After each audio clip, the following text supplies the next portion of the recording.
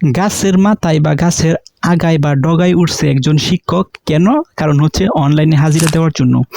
তো এই যে শিক্ষকের যে একটা হাজিরা সিস্টেম, সেটা কিন্তু আগে ম্যানুয়ালি হতো। সেটা হচ্ছে যে প্রতিষ্ঠান আছে সেই প্রতিষ্ঠানের হচ্ছে হাতে বা কলমে লিখে কিন্তু হাজিরা সিস্টেম ছিল, এবং এটা ওই প্রতিষ্ঠান প্রধান কিন্তু অবহিত হইতো, এবং তার ঊর্ধ্বতন কর্মকর্তাদের সেটা জানতে চাইতো বা খবর নিতে চাইতো কি স্কুলে বা বিদ্যালয়ে আসছে না আসছে, সেগুলো কিন্তু এই হাজিরা শিটটা দেখাইতো। কিন্তু রাইট নাও সরকার আরও ডেভেলপ হইতে হইতে ডিজিটাল যুগে আসার কারণে এখন কিন্তু সরকার কিন্তু অনলাইন হাজিরা সিস্টেম তৈরি করা হয়েছে, বিভিন্ন সফটওয়্যার কিন্তু ডেভেলপ করছে, এবং বিভিন্ন প্রতিষ্ঠানে কিন্তু এগুলোকে ইনস্টল করা শুরু করছে এবং ইনস্টল করে দিছে।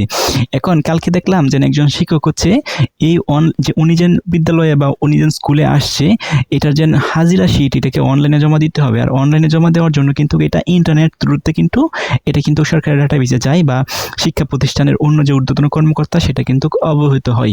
সো এটা নেটওয়ার্কের না থাকার কারণে হচ্ছে একটা মানে বিদ্যালয়ের পাশে বা স্কুলের পাশে বড় একটা গাছের মধ্যে ডাগায় উঠে তারপর ওনার যে হাজিরাটা সেটা কিন্তু দিছে। তো এখন চিন্তা করে দেখেন, মানে যারা শিক্ষক ছিল তারা কতটা নিজ উদ্যোগে এই হাজিরাগুলো দেওয়ার চেষ্টা করতেছে। যদি হাতে কলমের সিস্টেম থাকতো তাহলে কি ওনারা এত কষ্ট করা দরকার ছিল না, জাস্ট সাইন দিত এবং হাজিরা হয়ে যেত। কিন্তু এখন যেহেতু ডিজিটালাইজেশন করা হয়েছে, মানে হচ্ছে অনলাইনে দেওয়া হবে হাজিরা শিটটা, বা অনলাইনে যে এটা নেওয়া হবে, এটার জন্য কিন্তু তারা কিন্তু খুবই অ্যাক্টিভ হয়ে গেছে। কারণ একদিন দুদিন হাজিরা না দেয় তাহলে কিন্তু কি এটা কিন্তু ঊর্ধ্বতন কর্মকর্তারা কিন্তু জেনে যাবে এবং তার বিরুদ্ধে কিন্তু একটা লিগ্যাল স্টেপ নিবে।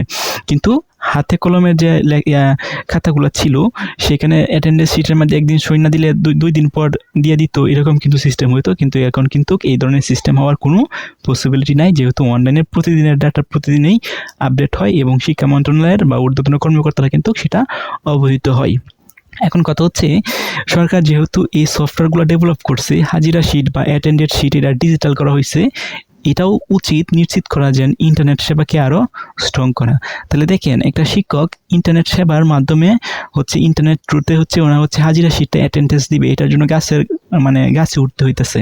সেটা কিন্তু একটা শিক্ষকের জন্য খুবই কষ্টকর, এবং হচ্ছে এটা কিন্তু কখনোই অ্যাকসেপ্টেবল না। সো যেহেতু সরকার এর ধরনের উদ্যোগ নিতেছে যে ডিজিটালের মাধ্যমে হাজিরা শিট বা অ্যাটেন্ডেন্স শিট নেওয়া হবে, এটা একটা নিট অ্যান্ড ক্লিয়ার স্বচ্ছতা এবং জবাবদিহিতা, এটা ঠিক আছে। কিন্তু এটাও কিন্তু সরকারের ভাবা উচিত যে এই যে তারা হাজিরাগুলো দিবে যাতে কোনো বিঘ্ন বা কোনো ব্যাঘাত না ঘটে। এটার কারণে সরকারের উচিত যে ডিজিটাল অ্যাটলিস্ট ওই যে প্রতিষ্ঠানের ডিজিটাল হাজিরা শিট বা অ্যাটেন্ডেন্স ইনস্টল করা হয়েছে, সেই প্রতিষ্ঠানের যেন স্ট্রং একটা ইন্টারনেট কানেক্টিভিটি সেটাও কিন্তু নিশ্চিত করা উচিত। স্ট্রং একটা ইন্টারনেট কানেক্টিভিটি যদি থাকে তাহলে এই ধরনের ভোগান্তি কিন্তু কোনো প্রতিষ্ঠানেই পড়বে না, এবং তারা খুব ইজিলি এবং স্বচ্ছতার সাথে জবাবদিহিতার সাথে কিন্তু প্রতিদিনের অ্যাটেন্ডেন্স যে শিটটা আছে সেটা কিন্তু দিতে পারবে। সো আপনাদের মতামত কি, কমেন্ট করে জানান।